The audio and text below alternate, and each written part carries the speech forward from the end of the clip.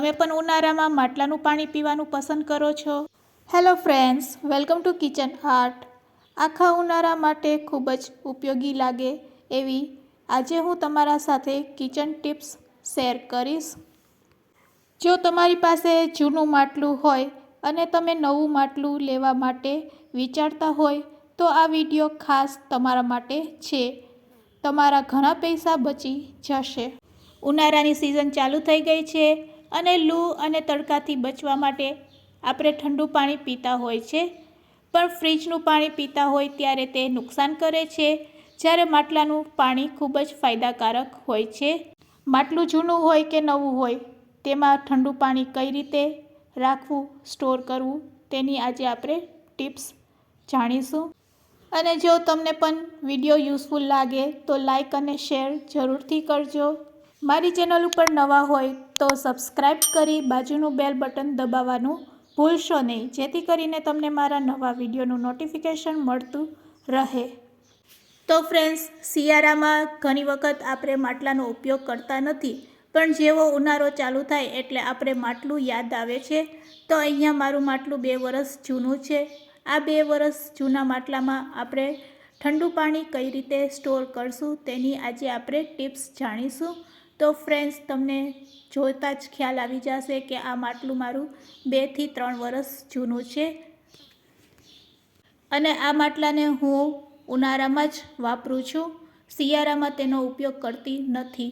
તો બસ હવે આ માટલાને પહેલાં આપણે સાફ કરી લેશું. તો તમારે માટલાને કઈ રીતે સાફ કરવું અને પાણી ભરતી વખતે કઈ કઈ કાળજી રાખવી તેની હું ટિપ્સ આપવાની છું. સૌથી પહેલાં આપણે માટલાને પાણીથી ધોઈ લેશું. આ રીતે પાણીથી પહેલાં માટલાને ધોઈ લેવાનું. હવે આપણે સ્ક્રબ લેશું.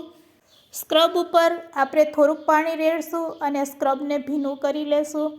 હવે 1 મોટી ચમચી જેટલું આપણે મીઠું લેશું.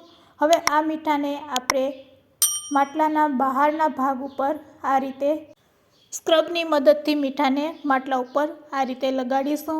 હવે ફ્રેન્ડ્સ, તમને એ વિચાર આવતો હશે કે તેનાથી શું ફાયદો થાય છે. તો આ રીતે મીઠું લગાડવાથી માટીના છિદ્ર છે એ ખુલી જાય છે. તો હવે આપણે મીઠાને આ રીતે લગાડ્યા પછી 5 મિનિટ માટે આ માટલાને આ રીતે જ રહેવા દેશું.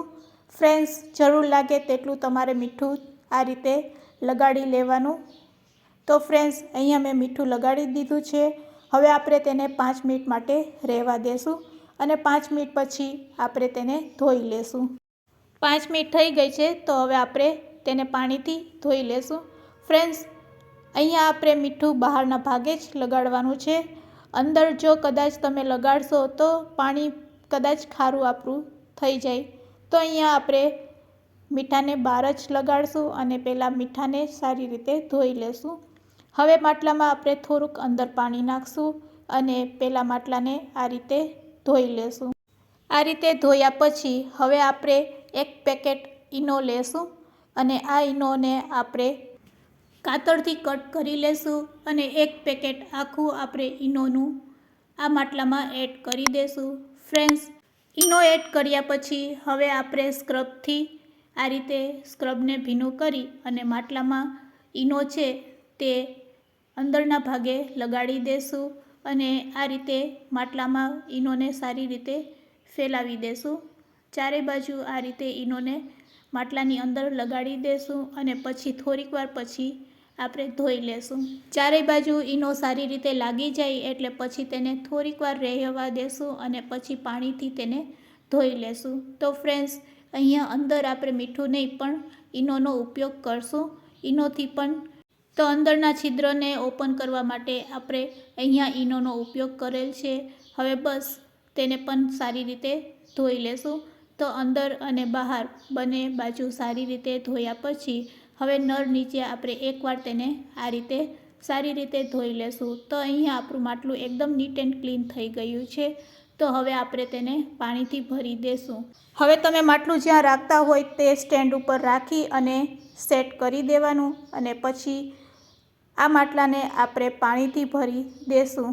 ફ્રેન્ડ્સ, અહીંયા આપણે ફ્રીજનું પાણી ભરવાનું નથી, પણ નોર્મલ પાણી જે ભરતા હોય તે જ ભરવાનું છે. ફ્રેન્ડ્સ, અહીંયા વિડીયો તમે સ્કીપ નહીં કરતા, પણ તમને હું છેલ્લે એવી ટ્રીક બતાવીશ કે તમને વિશ્વાસ નહીં આવશે કે આ રીતે આખું ઉનાળું આપણે પાણી ઠંડુ રાખી શકીએ છીએ। તો ફ્રેન્ડ્સ, અહીંયા આપણે માટલાને પાણીથી ભરી દીધો છે અને હવે આ માટલા ઉપર આપણે કોટનનું કપડું રાખશું। તો તેના માટે આપણે કોટનના કપડાને ભીનું કરી લેશું।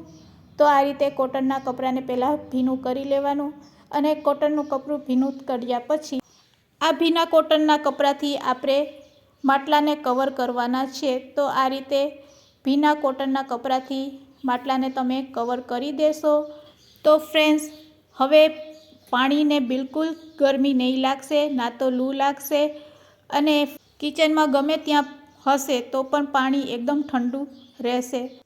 જ્યારે એવું લાગે કે કોટનનું કપડું સુકાઈ ગયું છે તો તેને ફરીથી ભીનું કરી માટલાને ફરીથી તેનાથી કવર કરી દેશો અને ઉપર આ રીતે હાથ રૂમાલ રાખી અને પછી તમે ઢાંકણ ઢાંકી દેશો એટલે તમારું પાણી એકદમ ઠંડુ રહેશે। ફ્રેન્ડ્સ, મારી બતાવેલી ટ્રીક એકવાર જરૂરથી ટ્રાય કરજો। તમને વિશ્વાસ નહીં આવશે કે જૂના માટલામાં પણ આટલું ઠંડુ પાણી રહી શકે છે।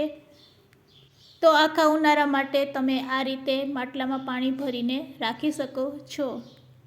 ફ્રેન્ડ્સ, આજની તમને ટિપ્સ કેવી લાગી તે મને કમેન્ટ્સમાં જરૂરથી કહેજો અને ઉપયોગી લાગી હોય તો શેર કરવાનું ભૂલશો નહીં। Thanks for watching. ફરી મળીશું એક નવા વિડીયો સાથે।